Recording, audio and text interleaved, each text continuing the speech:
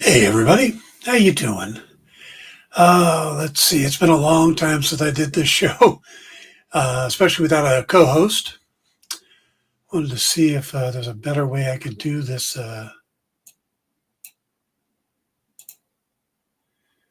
Huh? Nope. Let's not do that. Okay. All right. Well, we got nobody on yet, so I can be a little silly about it and get things started until somebody pops up. But yeah, today we are going to be talking about uh, Obsidian Moon. Obsidian Moon is my new project, and going to get all into that in just a second. Could have sworn I had a.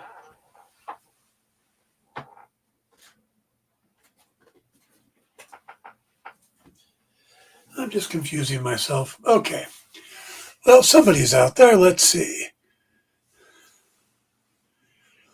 Hey, Sergeant, how you doing? Yeah, it's been a while. This is something I've been contemplating since the last stream. Is I've got this new project that I'm starting, and it's called Obsidian Moon. And how do I describe Obsidian Moon? I wrote something out, but kind of not feeling the writing, just feeling the talking about it. But all right, let me give you guys a little history. We got a couple people on. Please, if you can, share the link if you think anybody else will be interested in this. Um, I got the writing bug very early when I was like 10 or 11 years old. And part of that was because I went, I started collecting comics when I was five, or at least I got my first comic when I was five.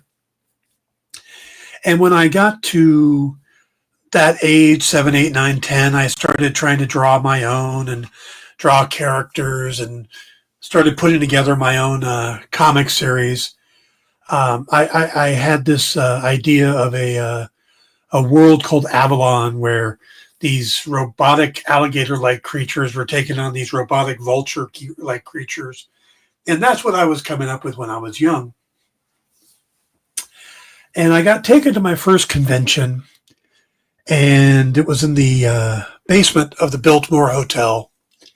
And probably you guys have heard this story before, but I went down to the basement with that had maybe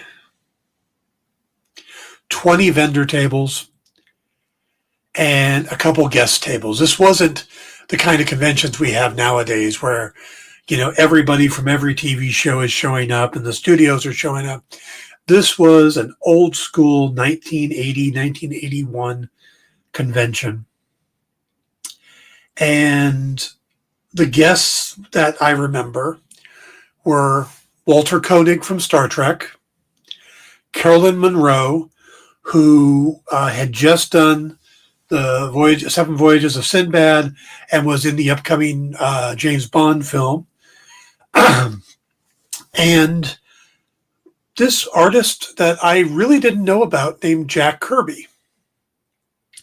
Now, Kirby's art wasn't the flashy thing that caught my attention when I got into comics. You know, my first comic ever was a Captain America issue with art by Frank Springer. So that was the art style I was used to. So Kirby stuff, man, that blockiness, that, you know, I didn't get it yet. But I had to share it out first. Excited to hear about this. Oh, thank you, Jay. So I went up and I found a Captain America comic at the convention. I bought it and I took it up and I got him to sign it. And he flips it open because Jack liked to sign on the inside first page under the indices to Daniel from Jack Kirby. And I was like, oh my God, this is the greatest thing ever. And I was hooked. And what I did next was I needed more. I wanted more. So I'd been taken there by a family friend named Gil Arzola. And if you've ever been to San Diego Con, you've probably seen Gil. He's been one of the longest running cosplayers at San Diego Comic Con.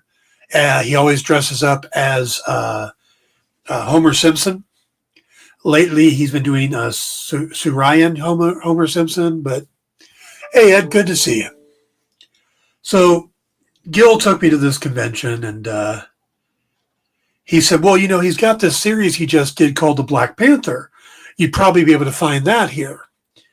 And I had like $14 left, I think. And I ran around the convention center and bought as many copies of the Black Panther as I could. And since it was only 15, I wanted the whole run. Had to have the whole run, right? And I had to borrow some money from Gil, but I got all of them. And then I ran over to the to this table, and he was gone. And all these books I wanted Jack to sign, and he was gone. And as I was walking, kind of like disheartened, Gil says, he just went up the escalator. See if you can catch him. Well, absolutely. I'm 10-year-old kid, 11-year-old kid. I don't remember exactly what age I was. I know it was between 10 and 11. So I race up the escalator, and I get to the top, and Jack had just run into an old friend, and they were catching up. And I walked up, and I'm standing behind him. I don't want to interrupt. And I'm holding this stack of 15 comics. And the woman Jack was talking to notices me and goes, Jack, you got a fan. And Jack turns around and goes, oh, want me to sign those? And we move over to a side table where I'm pulling out the comics out of the bag. Jack's signing them. I'm passing the plastic to his friend. And they're still catching up. And she's taking them and putting them back in the bag. And we got this little assembly line going on. And I got all my books signed. And at the time, I didn't understand it because I realized that Jack hadn't worked on the last 3 issues of the Black Panther series. I'm like, well, why would he sign them? Because at that age, you don't realize Jack created Black Panther. He could have signed any Black Panther thing he wanted. That was him, and that was his thing. And so I came out of that convention center determined I was going to work in the comic industry.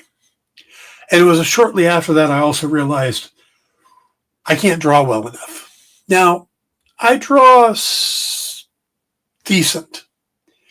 There's a couple of villains when I was working on the Zenescope book, 1001 Arabian Nights, Adventures of Sinbad. I designed a couple of the villains. I actually did layouts for 2 of the covers that introduced the villains, and then other people drew them. I believe one was Tone Rodriguez, the other was Diego Bernard.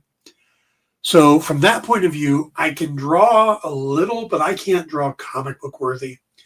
So I accepted at that point that I was going to be a writer. And sure enough, I started working on ideas and stuff. And then flash forward to early 90s. I'm 20 years old, 21 years old, 22. And I still want to do comics, but I'm learning how to be a computer programmer. I'm learning all this other stuff. And I get hooked up with a guy who's starting his own company. And he wants me to write for him. And I'm going to write for a bunch of artists. And this is great. And it turns out he wasn't very legit. He was kind of a con man. But he had pulled in a bunch of artists and writers together. And we all met one time to find out, well, what's going on? We're not moving forward on anything. We even had a convention we were going to have a table at, but nothing was getting done. And it was all stalled by this one guy. So we decided as a group, we were going to step away from him. But he wasn't the one that got us the table at the convention. Somebody else, Paul Benjamin. Paul, who went on to be managing editor for Humanoids, or editor and managing editor for Humanoids, worked at DC for a while, and he went on to, he now works for DC Unlimited, the online DC game.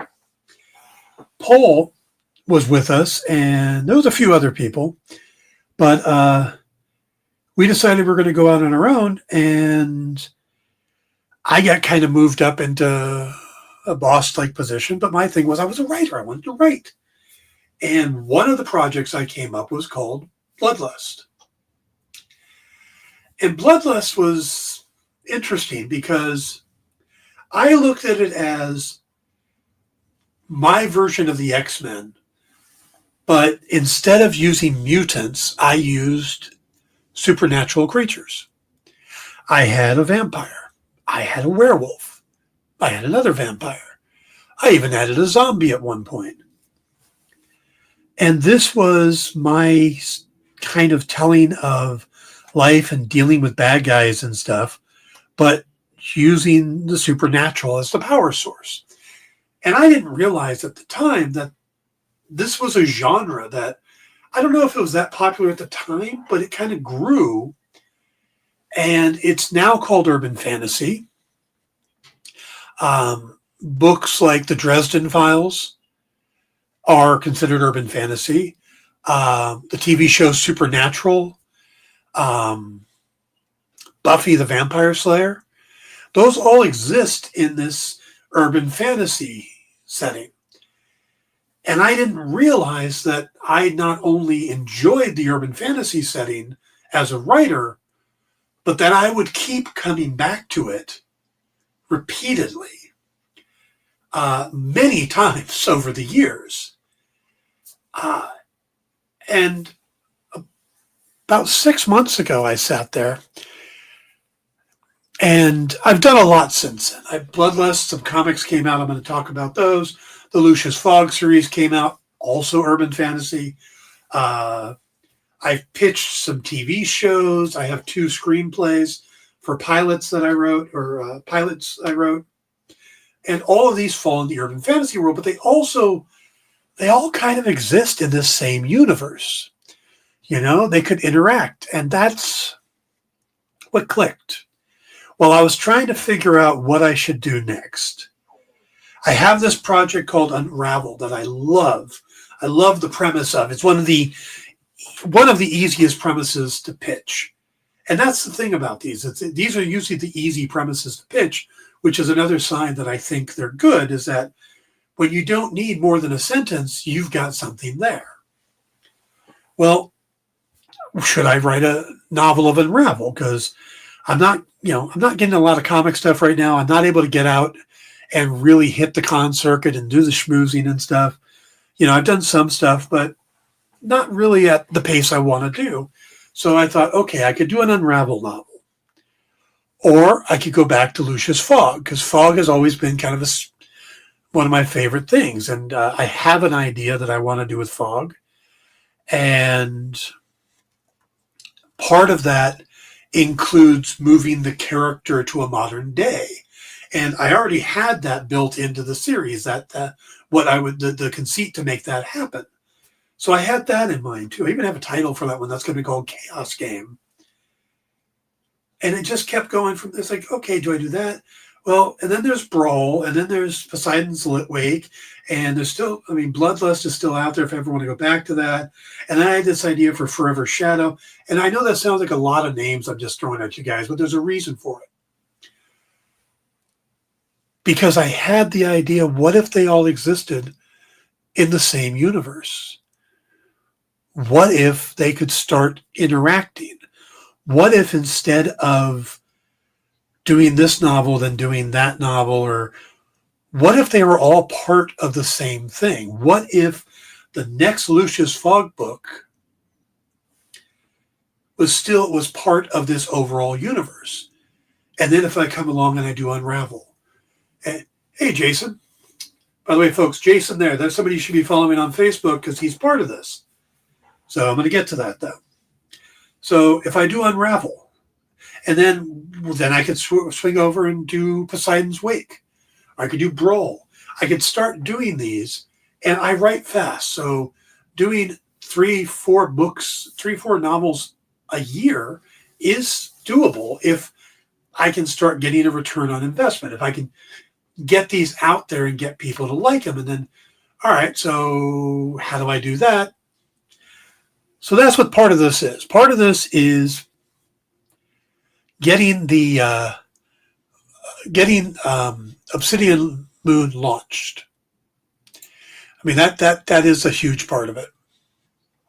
But also, it's just getting the things started, getting things rolling. And yeah, that's what this is about.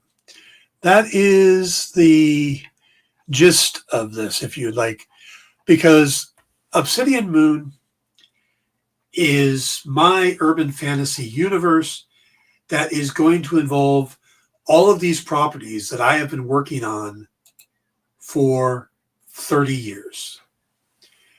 Yeah, 30 years. That's a long time. If you're wondering why I'm suddenly feeling, I forgot to grab the link for the mailing list because I am not organized. So let's see if I can post that in chat. Okay, that went up on Twitch and YouTube. So that's the link to there. And if you didn't get it, then let me throw it up on, that's not it. Edit. Paste. And that's the mailing list for Obsidian Moon. That's a horrible link, but it'll get you there. Okay.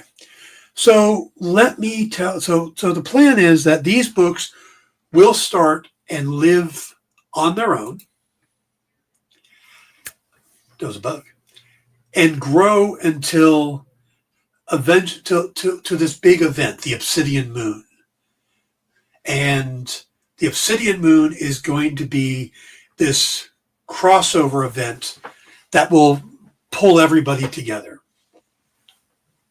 or explain certain things, that type of thing. It's going to be the line-wide event. So yeah, what I'm launching is a line of supernatural or urban fantasy projects. Now, my plan right now is novels. And the reason it's novels is because I can do those right now. I could tomorrow morning sit down, take my outline for the first book and start writing it, do a chapter a day, and within a month or so, I've got a book. I've got an editor, Salome Jones, who has edited all of my novels, whether they're the Lucius Fogg books or the Vampirella and the SEAL Team 6 books I wrote. Anytime I've got a book coming out, Salome is the one who's edited it. And trust me, she is an integral part of this. Also, I've got Jason Krager, who has committed to be my cover artist for these. He did the covers for Lucius Fogg, which I'll be showing off in a minute, and is just a phenomenal friend. He goes all the way back to the Hardline Studios days, but is a great artist and will be with me on this whole trip. So, but I gotta give him some money for it. So I gotta make some money on these books. So that's why we're talking crowdfunding, crowdsourcing, Kickstarter, whatever we end up using. And that's still, I'm all working out. Now, if a publisher comes in and wants to publish these novels and is willing to do them in entirety, all of them that I got planned, to sign a deal for that, I will gladly hook up with a publisher, because anything I can take off my plate. If I don't have to run crowdsourcing, great. If I don't have to do shipping, great. But I'm willing to, because I want this to work. So if a publisher comes along, if a comic book publisher comes in and goes, we'd love to do a comic based on this one or that one or whatever, I would definitely do comics on this or other mediums.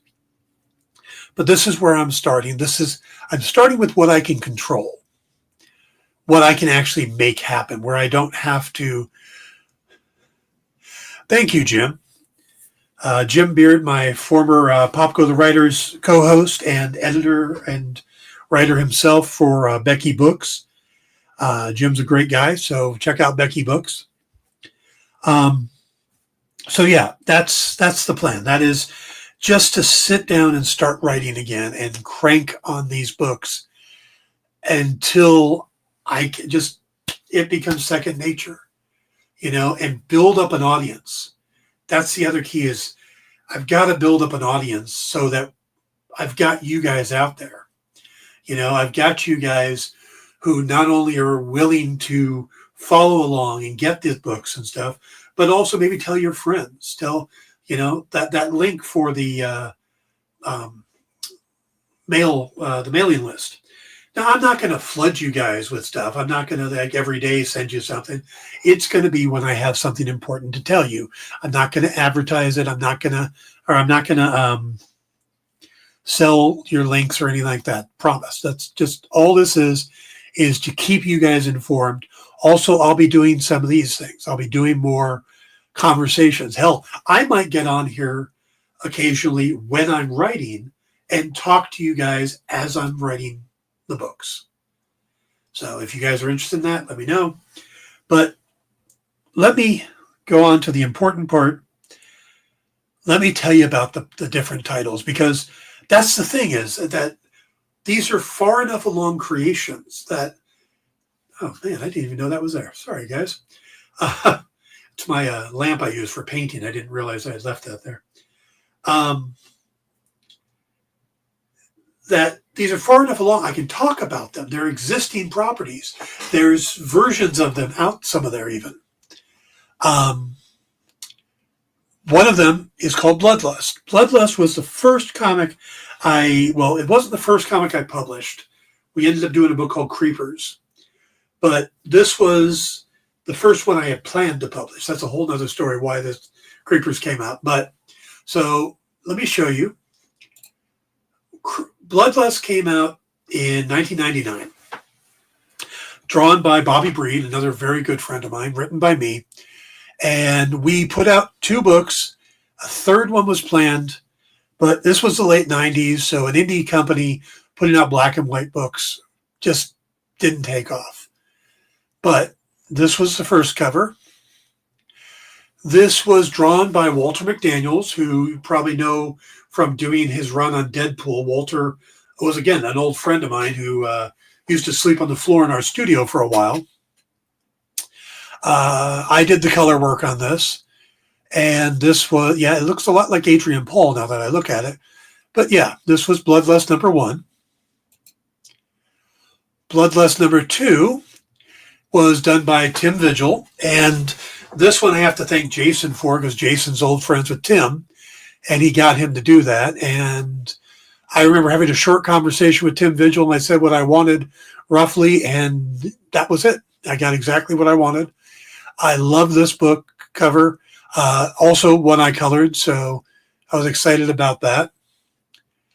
And then the third one, which wasn't able to actually come out, but is by Kieran Dwyer, who, again, Bloodlust.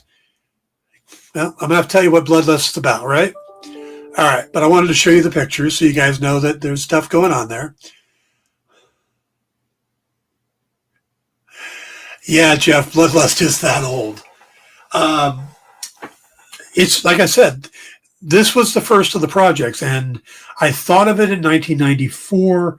It was part of an ash can that we put out at that convention that summer, along with books like Force and was it Vigilance was a book that Paul did. Dalton Crow, the Paladin. And there was we had a lot of titles. We had a lot of people working for Hardline Studios. But Bloodlust, when the studio kind of ebbed and flowed, Creepers came out, then eventually people fall, and then at the end, it was pretty much me running everything. I was the boss. I was the colorist, the letterer. I inked some of the pages. Yeah. Well, Bloodlust was, what's a good way to describe it? Bloodlust is the story of a vampire who's different than other vampires because he was born, not bit. And he was guided by an elder vampire named Deacon. And the idea was he wanted to hide from the rest of the vampires because there's a bunch of stuff going on. There's people killing vampires, and then there's vampire families, almost like the mob. And this kid, Cooper Young, just wanted to live, just wanted to be safe. So he decided the best place to hide was in plain sight. So he started a garage band called Bloodlust, claimed that he was a vampire, and started playing music and got a contract and started working his way up. Like, it's going to have to be changed a little for the modern day stuff, but that was the basic idea. Deacon, his mentor, took on the role of being his manager to try to help and keep him safe. And when the drummer is killed during a concert by a stray stake in the heart, he's replaced by a drummer who just happens to be a werewolf. So again, that was the first book. That's going to get kind of massaged and changed a bit before it gets to be a novel. But the basic idea is there. It'll be modernized when I tell it. But it has a lot of backstory, a lot of twists and turns. But it's a story basically of somebody who is different. And not only different from the human community, but different from the vampire communities and stuff like that. So he's really an outsider trying to make his way in the world. So that's Bloodlust, and that probably will be a little lower in the list. First project, and this is the one that kind of will get everything flowing, is a new Lucius Fogg book. Lucius Fogg by the way, the Bloodlust comics are out there. You might be able to find them because they did go through Diamond. They were in comic stores and everything. If any stores did, not many bought them, but so they are out there, and I probably still have some in storage. Just saying. Lucius Fogg. Lucius Fogg is my novel series. Lucius was originally created when Jade Dodge of Cellar Door Productions wanted to start doing chapter books digitally and asked me if I wanted to do one and said, you just need to come up with a short story that'll be 10 parts, 10 chapters, and we'll put it out. And I came up with this idea called Three Little Ladies All in the Morgue.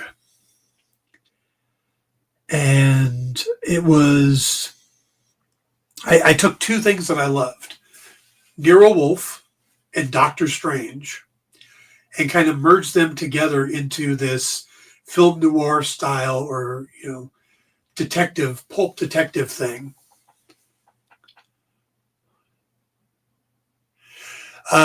Jay says, hope it's not too modernized. A vampire and a werewolf working together at a Bitcoin startup isn't appealing. No, it won't be that modernized. There's still going to be a musical aspect because I do love that. But how they get found and stuff like that will probably change. So Lucius Fogg originally started as this little short thing, and it never got off the ground with Jade. So I said, well, can I have it back? Because I want to print it up and just have it at San Diego Con one year. And she's like, hey, Ray, good to see you. So I did this little book, The Three Little Ladies All in the Morgue, took it to San Diego Con, and got to hand a copy to one of the nicest people in this industry, James. Wow, his name is just suddenly slipping my mind. His last name, James. I just always think of him as James. And I know his middle name is like Asmus or something. Oh, James Owens. James Artemis Owen. That's it. My brain's not working well tonight. But so I gave James Owen this copy as just novella. And he took it back to his booth. And I thought, okay, great. That's wonderful. I gave it to James. I love his work. A couple hours later, he came back to my table holding it going, you need to write more of these. That was all the encouragement I needed. Lucius Fogg grew out of that. Lucius Fogg it's the story of a guy named Jimmy Doyle. Jimmy is a former World War II vet, comes back with a metal plate in his head. He had just gotten a detective license before he got shipped off. And when he returned home, was it World War II or Korea? I think it's Korea, actually. Yeah, it's Korea, because he returns in the 50s, and Fogg waited for him. Fogg hired him as soon as he returned. And you find out that Lucius Fogg is the preeminent occultist and sorcerer in New York City. And this is in New York where the supernatural exists in every shadow. There's vampires and werewolves and all of that stuff. And he keeps the balance between the supernatural and the natural. And Fogg has this little problem about him, is he's incredibly powerful, but he can't take a step out of his house, out of his brownstone. If he even puts a toe outside the front door, he will die instantly. So he needs a leg man, someone to go out and deal with things for him, to be his physical out there. So that's what Jimmy gets hired for. So suddenly you have this very common, everyday 1950s detective guy thrown into a world where he has to go meet a vampire in an area of town that's filled with vampires. And he's got to, he gets papers with spells on them so that he could cast, like, to unlock a door and stuff. He's like, I've got picks. He goes, no, just use this. It'll be quite faster. And his best friend's a golem named Tiny, who obsesses over things like the Lord of the Rings and, waffles. Lucius Fogg is one of the joys of my life. I have loved writing these books. And if you don't know what these books are, there's 3 of them. They are available on Amazon. There is Deadly Creatures, and this is the artwork of Jason Krager. He's done all these book covers, and you'll see Salome Jones' name on there too. So that's Deadly Creatures. The second book is Malicious Intent. And the third is Educated Corpses. And yeah, I got the idea for Educated Corpses listening to Rob Zombie. His song Educated Horses. I thought, you would think Rob would do Educated Corpses. And from that, the whole idea of zombies. We're out of college. And yeah, it all comes from that. So I have this idea for the next Fogg novel, and it will be the first thing I kickstart. And it's called Chaos Game. And if you've read the Fogg novels, then you know that there's something special about his brownstone. And that is the conceit that allows me to move it to the modern day. So this will go from being your classic film noir or your classic noir detective series to still having that, but add the man out of time thing. The fact that this is a 1950s guy waking up 70 years later, or suddenly being thrown into a world 70 years later where phones were these annoying things that rang on his desk and he didn't want to answer, to now everybody carries them in his pockets. So the Lucius Fogg series will be the first out of the gate. Now, if you've read these previous novels, they will work like a prelude to the series. You don't have to read them. I'll treat it like new readers, but there'll be so much rich backstory to it more if you read these novels. So, okay. Hey, Triple B, good to see you. By the way, thank you all for tuning in and doing the thumbs up and likes. I really appreciate it. Thank you very much. So, Chaos Game, Lucius Fogg will be the next one up, or the first one up. Now, another project coming up is called Poseidon's Wake. Now, Poseidon's Wake was an idea I had. I've always loved Creature from the Black Lagoon. That was always one of my favorite Universal monster movies. And I love the idea of a creature on a boat. But I wanted to expand on that. So Poseidon's Wake is a story of a Bolo-class submarine that has been retrofitted for doing salvage. And a Japanese ship that disappeared in the 1950s, part of the wreckage suddenly surfaces. Now, the ship went missing in the Dragon Triangle, which is like the Bermuda Triangle, but it's off the coast of Japan.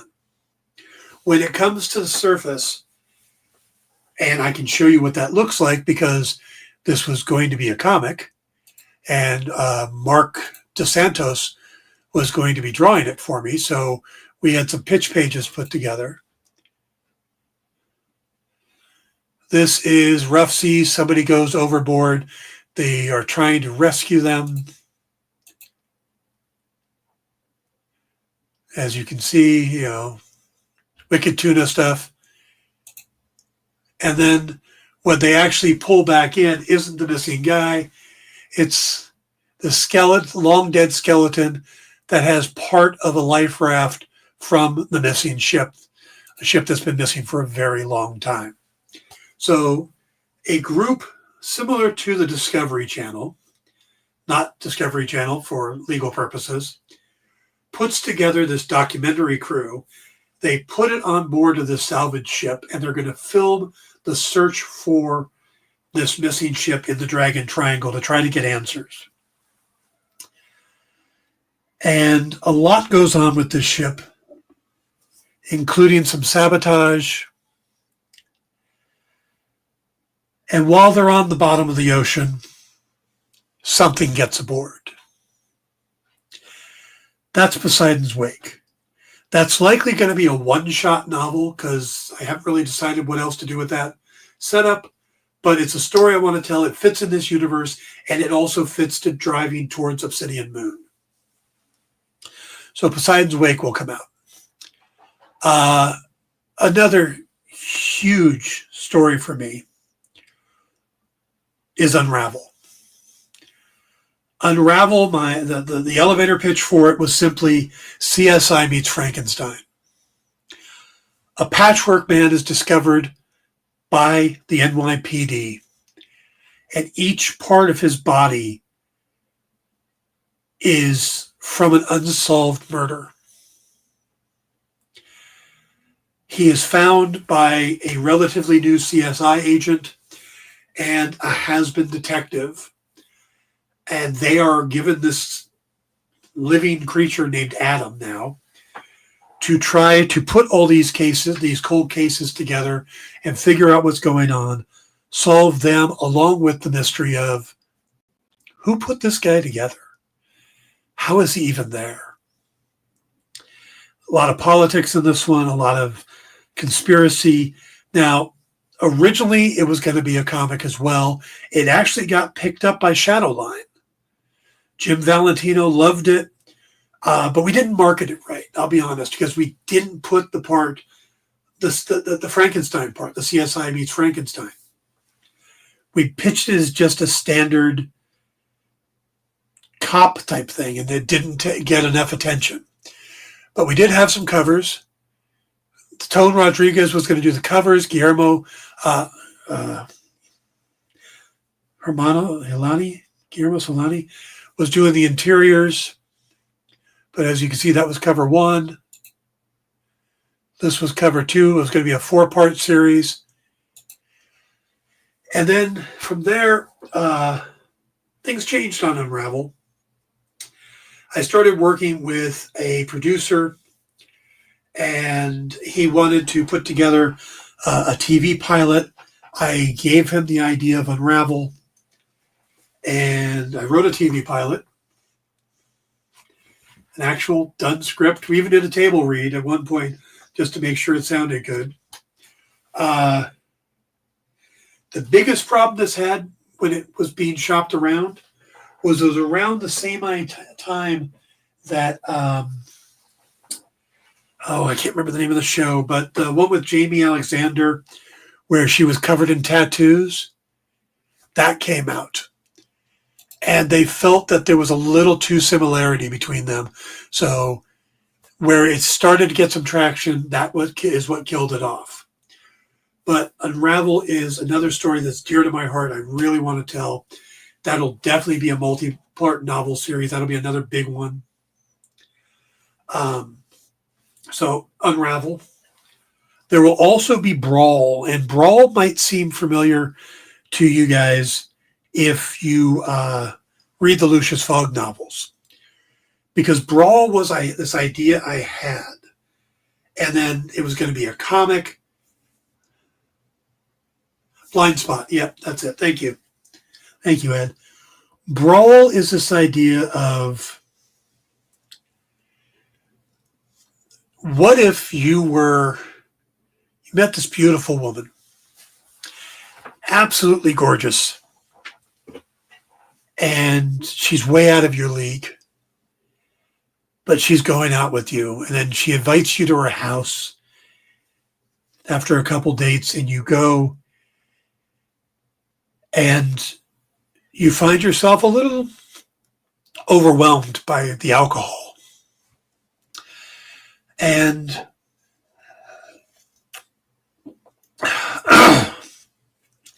the next thing you know, you wake up, you're at home, you're in torn clothing, and somebody is sitting there with a video showing how you became a werewolf and killed somebody. And that they're going to take this to the police unless you show up at a certain time in a certain place and do exactly what you're told. Brawl is a story of an underground fight club where the rich and powerful watch werewolves battle to the death. It is one part Fight Club, one part Gladiator, all from the point of view of somebody who is forced into this world and him trying to find his way out. Now, I borrowed that concept and dropped it into the first issue of the Lucius Fogg novel, Deadly Creatures, when I decided to do a full novel. I took the three little ladies all in the morgue and Brawl, and I combined them to make the first book. Well, that doesn't negate Brawl because the story was different. It's just the concept of the underground werewolf fight club. So I'm going to bring Brawl back and tell that point of view as well about this poor guy who is just trying to live a normal life and find happiness, and suddenly he is being blackmailed into fighting to the death once a month.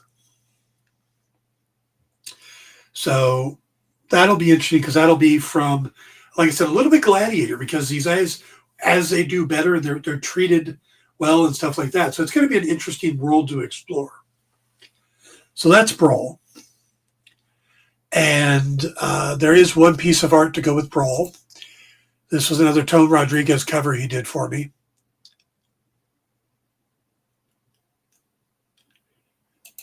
So that's part of this project. And then the final one, there's no art for. This was another TV pilot I put together. But it's very weird. There's this guy named Cade Hammett. And Cade owns a comic shop. He sleeps above it. But that's not where he makes most of his money. He runs a comic shop because he loves them. And he keeps it open. And he's got this woman who's managing the shop for him. He's obsessed with like Dr. Pepper. And, he's just this guy. But he has this one ability. He can see probabilities. He can look at a situation and kind of follow all the strands in every direction to figure out what's the most likely thing to have happened or that will happen. And he uses that to find things. You lose your watch. You lose something special. Your car gets stolen. He can start piecing those things together. You know, somebody goes missing. And that's the key to his story. It's called Forever Shadow.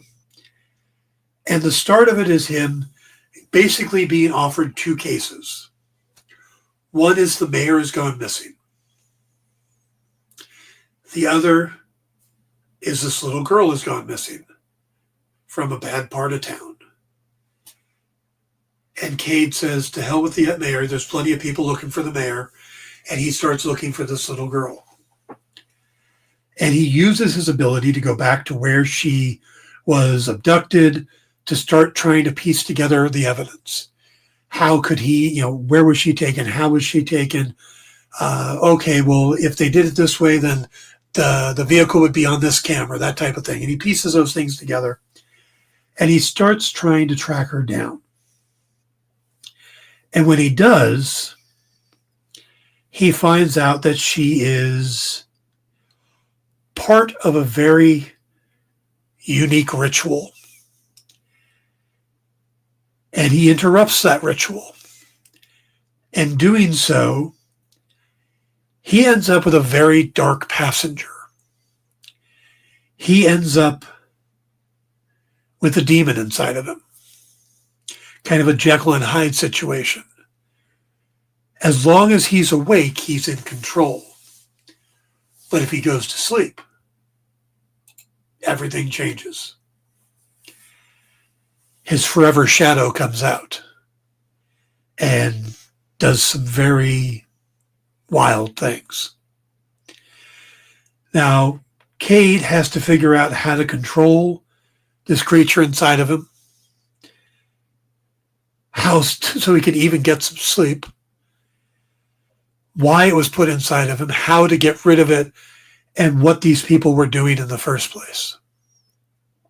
So those are the 6 properties that are currently part of Obsidian Moon. Forever Shadow, Brawl, Unravel, Poseidon's Wake, Lucia's Fog, and Bloodlust. All of them will come out at various times. So if you just want to follow one of them, you can just follow the one of them. That's fine. And they won't come out so often that you're going, oh, I'm going broke. But if you want to follow all of them, they'll all be, they'll come out. And then they'll loosely tie together, but it depends on how full the tapestry you want, if that makes sense. You could have, you can't really do that with Marvel. I was going to say, if you just wanted to watch the Captain America movies, by Civil War, but you had to watch everything. But you get the idea. These will be standalone series that you could read on their own, or you could dive into other areas. If Forever Shadow sounds good to you, but besides Wake's not your thing,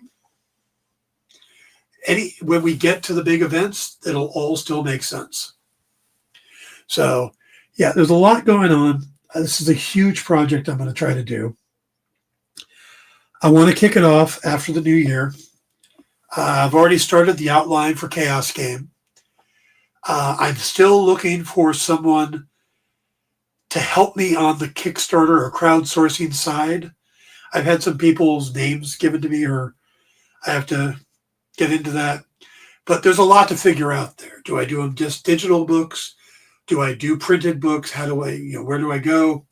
How do I get them done? There's a lot for me to deal with. And that's the one thing holding me back a little bit, is there's still a lot for me to learn. But I'm going to.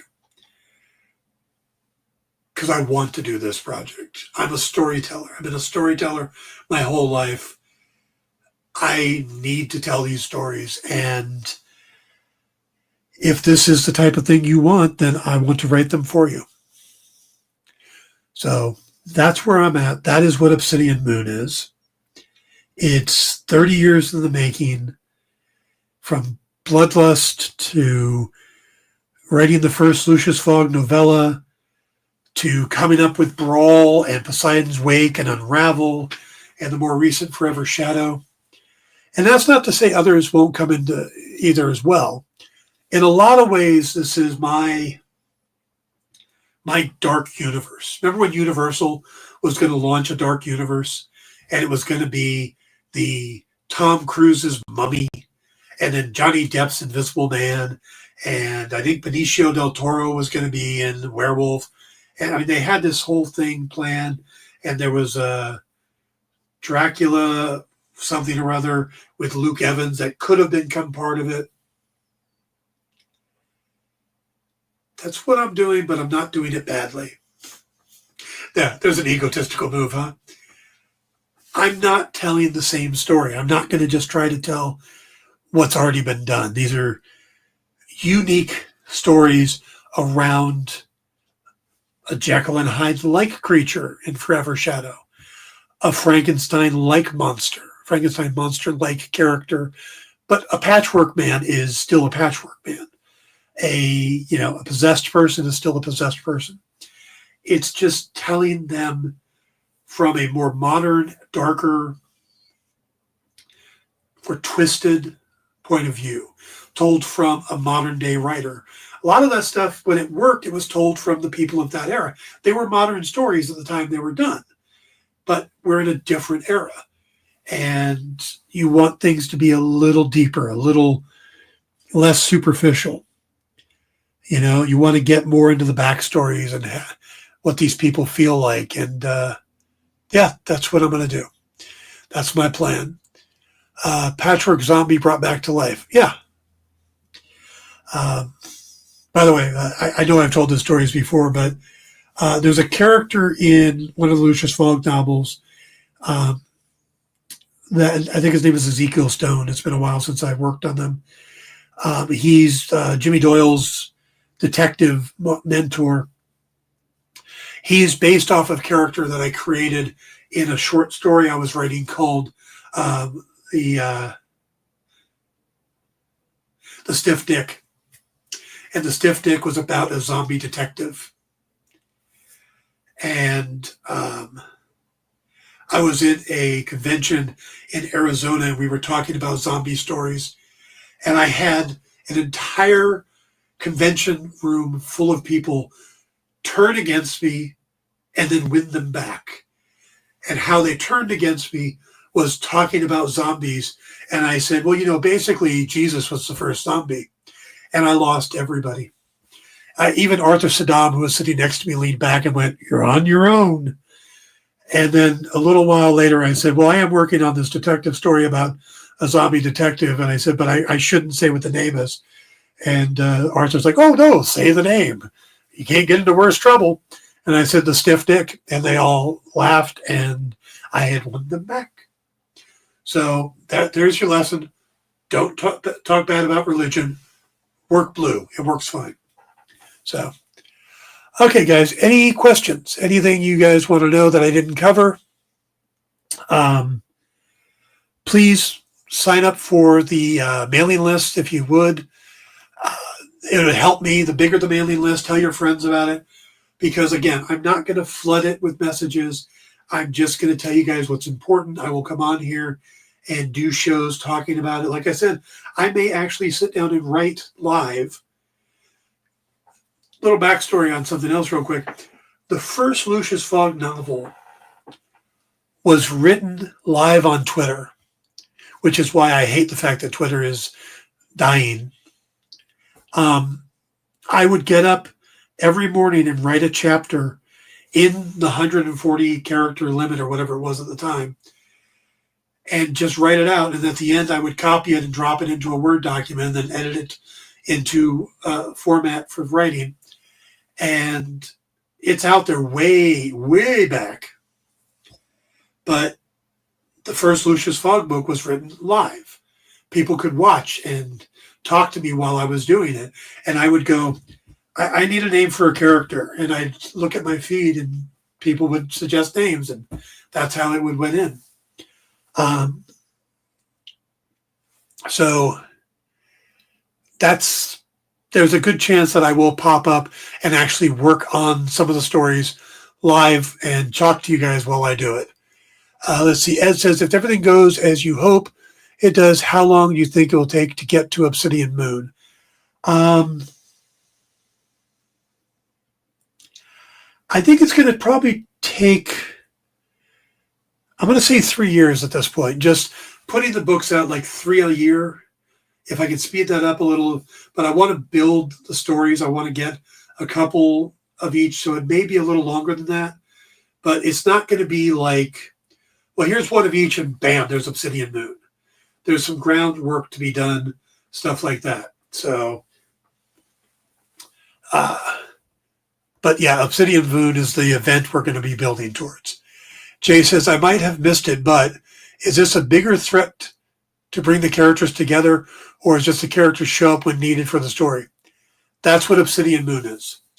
Obsidian Moon will be a novel that will bring everybody together.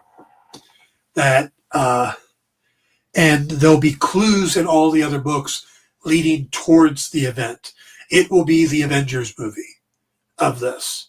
It'll be why everybody comes together. This cataclysmic event. And it will tie together a lot of stuff or explain things that aren't explained in the other books, but are, hinted at. So that's how they're all tied together. But there will be other crossovers. Like, take something like Forever Shadow. He's going to need to figure out some spells and stuff to try to contain the demon that's possessing him. Wait, so he can sleep. Well, who else would you go to than the preeminent sorcerer in New York City? Even though he's not in New York, I could see him going to this. So that's how it's going to work out. Is there'll be reasons for these characters to cross over occasionally, but the big event will build up to. And again, I'm gonna let it go, kind of feel natural too. I don't want to go, it's going to be this many books and then bam, because I want it to feel natural too. I want to build to it organically. So I'm thinking 3 years, but it might be a little more because it's got to be right in the story. All the pieces have to be put into place and not forced. I promise, Ed, there'll be no Jar Jar. Visa promise. So I could do a similar character. And there are other properties that will probably pop up as I'm writing. Something will go into my head because, as you can tell, I come up with ideas all the time. But that's what's going to happen. That's the plan. And I thank you guys for joining me for this launch. Thank you, Triple B. I hope you guys have signed up on the mailing list. That's the link below, going across the screen. I also put it higher up in chat on YouTube and on Twitch. If not, I will post it on Facebook after the show. But I'll put it in the comments in Facebook myself. But again, if you guys have any questions like that, I will do these videos periodically, giving you guys updates, stuff like that. But this is my plan. This is my launch. And my girlfriend, Lisa, has promised to, not promised, basically is okay with this because it is kind of a crazy plan. So she's okay with me doing this. Any plans for graphic novels in the future? I had to come in and out. Format-wise, right now I'm focusing on novels because those are what I can control. I can write them, do the Kickstarter, stuff like that. And I have Jason to do the covers. I have Salome to edit them. I need someone to help me with the Kickstarter stuff, but that's a small team.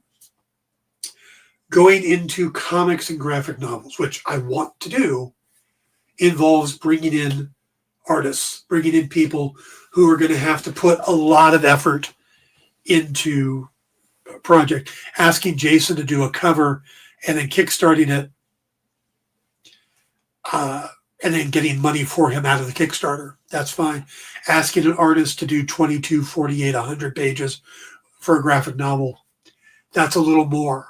So do I want to do them? Yes. I would love to do this across every medium possible. I want Obsidian Moon to end up as TV shows and movies, and I want Hollywood money banking knocking on the door.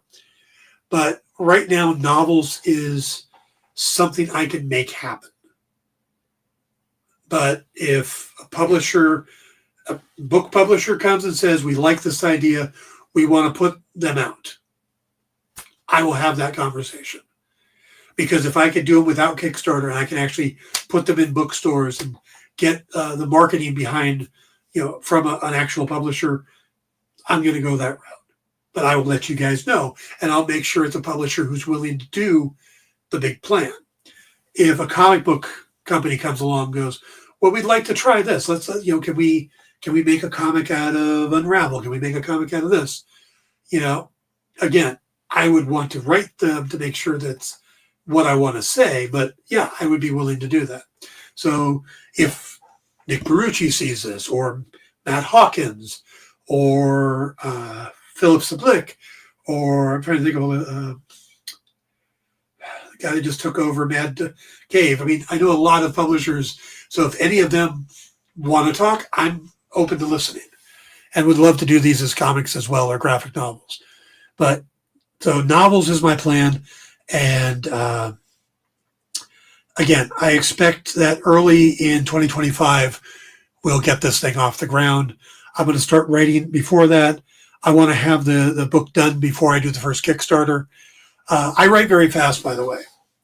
I can do the Lucius Fogg novels, the Vampirella novels, those things.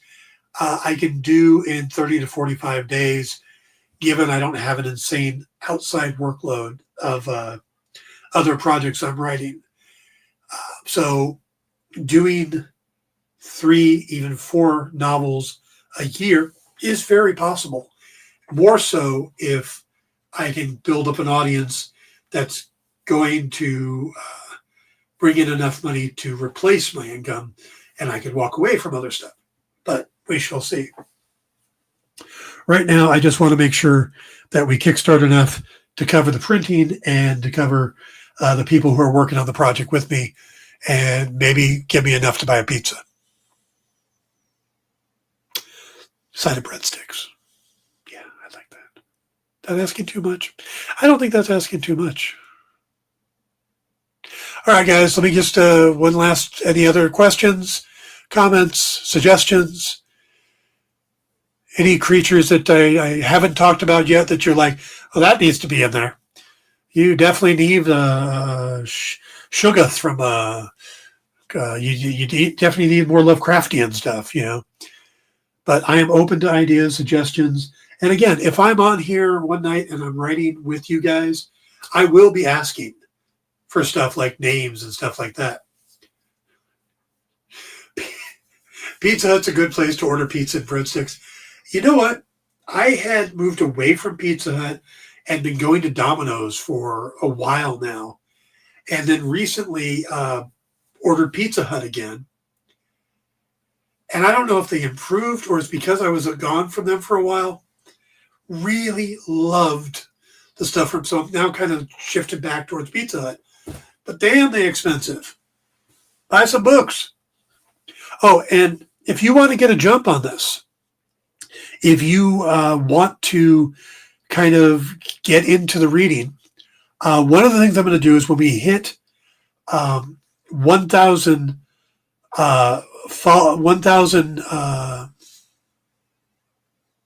the mailing list, when it gets to 1,000 members, I'm going to give away a digital book, which will be probably one of the Fogg novels, the PDF of it. But if you want to jump into these things, there are 3 Lucius Fogg novels, Deadly Creatures, Malicious Intent, and Educated Corpses, that are available now on Amazon. They're print on demand, so you can get a physical copy, or electronic copy. If you have Kindle Unlimited, they're available on there, so you could read the prelude and already be moving in on this. So, all right, guys, I think I'm going to wrap that up there.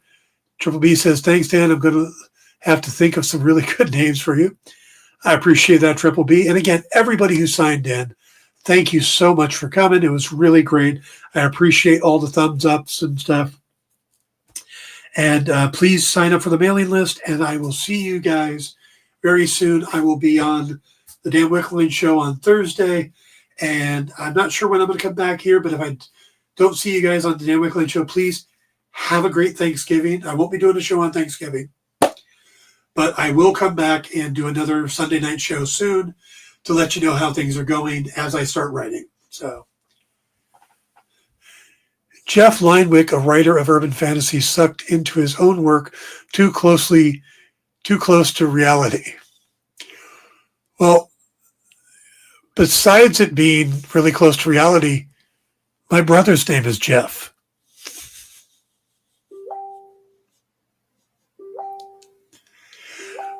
By the way, my pen name, which is an anagram, is Nick Wildane, so I would probably use that. So, all right, guys. Thank you again. I really appreciate everybody tuning in, and I will see you all soon.